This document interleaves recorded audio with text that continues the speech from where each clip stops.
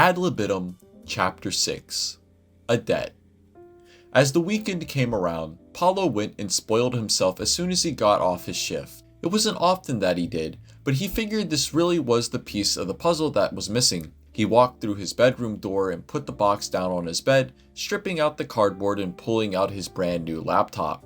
He breathed in the fresh aroma before putting it down on his desk. It smelt new and very wondrous. He'd gone with the same model laptop Sue had. They had been popular models and everyone seemed to own one. He wanted it to have some longevity, so he picked up the model that came with discrete graphics, whatever that really meant. Paulo's laptop would be the first computer in the family. His dad earned enough to keep a roof over their head, but not enough for luxuries. Paulo didn't make that much on his own as a teenager either. Half went to his father. The results of saving and not spending where possible meant he had pulled up a modest sum that he had originally been saving for a car. That no longer became a priority given circumstances. It would cost him months to recoup the money, but then again, he only wanted the car so friends could rely on him more. He couldn't quite remember why. Well, so much for that anyway. It wouldn't be the only expense he'd make. He felt he needed something with access to the internet, so he bought a modest cell phone when the year started. It wasn't outlandish, it paled in comparison to Mike's phone, but he didn't need all the gimmicks. It made text messages and could make calls, and it had a web browser, although an unsupported one. That really was all that he needed. He could tether the laptop to the phone and use the connection from there. It wasn't the best solution, but it would work for him. Everything was set up that late afternoon. Paulo tossed his wallet up onto the desk and watched 2 sheets of paper fall out. The gears began to turn in his head. Oh shit! He had forgotten about those. Amaya had given them to him at some point, half off per person at the cinemas as some part of a promotional event during the holidays. He picked one up and read over it into the fine print. Surely these had expired. No, expiring tomorrow, he realized as he read into them. It would be a drag to let them go to waste. He couldn't remember the last time he went to the cinemas, but he'd already spent a huge amount of money on the laptop and phone, and he hadn't even started to use it yet. He turned to his books. He supposed he could just study tonight, but Amaya really went out of her way here. He felt a tinge of regret. Amaya had saved these particularly for him. He enjoyed movies. The occasion was ill-timed, but screw it. When was the last time he had fun for a change? He read over the coupon's use again, but his gut twisted. The coupons had to be used in a pair. This was a bit of a conundrum. Was there anyone who would be particularly free? He used the computer to search what was playing at the cinemas and tried to call David at the same time. The phone rang on for a bit until he noticed something peculiar about what was being shown and hung up the phone. There was a thought. His conscience agreed with it. He punched a different set of numbers into his phone and waited. Hello? The voice came back. Paulo found himself out in front of the cinemas that evening. He was early. He wore something different, nothing too formal, but nice for the occasion. It was a particularly busy evening out in town. He couldn't recall the last time he'd been as outgoing himself. He took his time observing the traffic until he noticed a car slow down and park a little up the road. He could just make out the 2 occupants converse for a few seconds before the passenger door opened and a girl with cream-colored fur popped out. She said goodbye to her mother as she shut the door before turning across and walking up to him. Paulo studied her quickly. Really? You decided to wear you know what? He stopped short. It just wasn't worth it. Sue had no concept of what the level just under a date was. He smiled as she walked up to him and studied him in return. You know, I thought we agreed this wasn't going to be a date, she reminded him. His smile disappeared. It's not a date, he reaffirmed. This is really all I had. Are you ready to go inside? They walked together to the front door. He would hold it open to let her inside. As he did so, Sue turned to wave her mother off. Paulo almost did the same when he caught himself. Sue turned to catch him as well. Stop that. You'll seriously give her ideas, Sue hissed. He felt the weight of his arm drop to his side, and she walked through the entrance of the cinema. It really had been too long. He tried to forget it even happened as he walked inside close behind her. Could be in for a hell of a night either way, Paulo jested to himself. It was an interesting situation he found himself in, to say the least.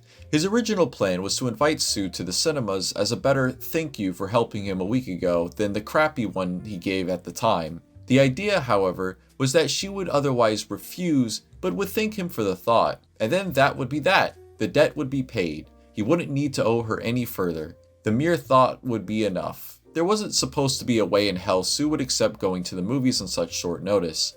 but she accepted.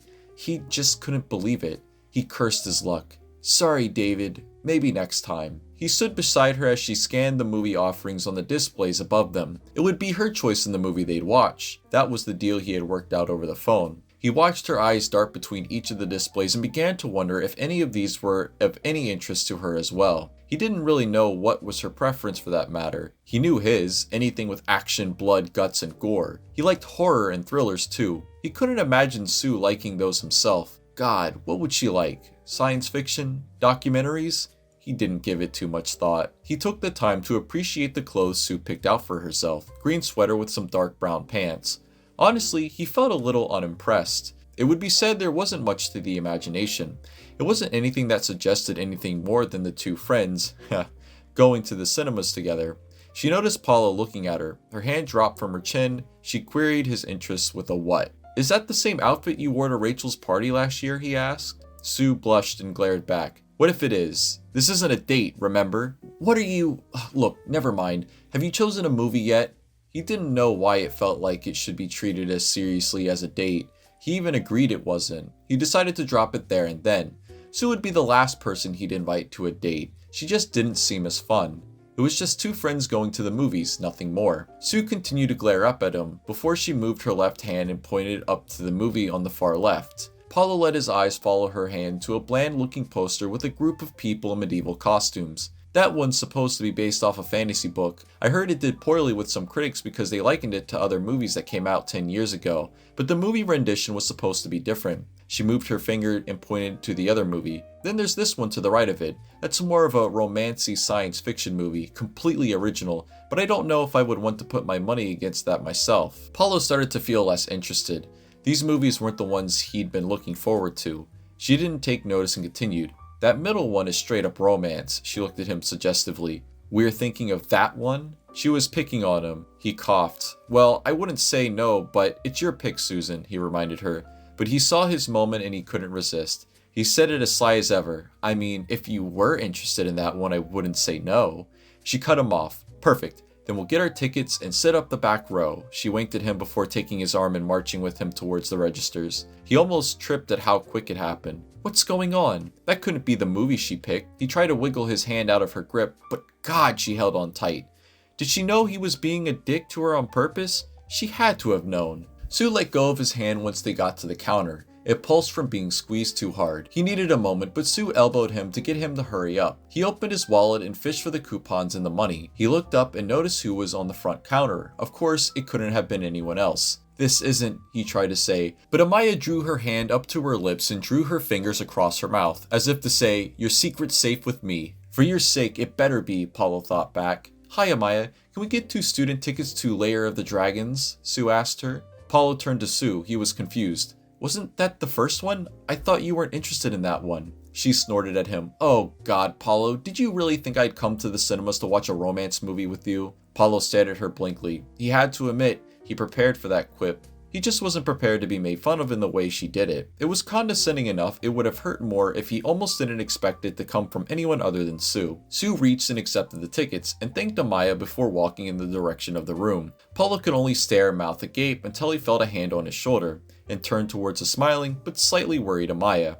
He realized he was holding up the cue, and dawdled after Sue. He wouldn't really know what Amaya really wanted to say to him right then, but the smile brought up his mood a little bit, despite the wound. He would have expected it from Lucy too. Boy, Paulo figured, did that wound cut deep. Paulo wouldn't miss on getting a box of popcorn and took it in with him. The movie might suck, the company might suck, but at least the food wouldn't. He offered some to Sue out of the kindness of his heart, but she put her hand up, obviously not too much of a fan of it. He was more than happy to have it all to himself. She would end up getting up from her seat partway through the movie and came back with her own box, but it was smaller and she misjudged how quick she would dig into it. Paulo's better half went out of the jousting tournament he held in his head, and he ended up surrendering some of his into her popcorn box.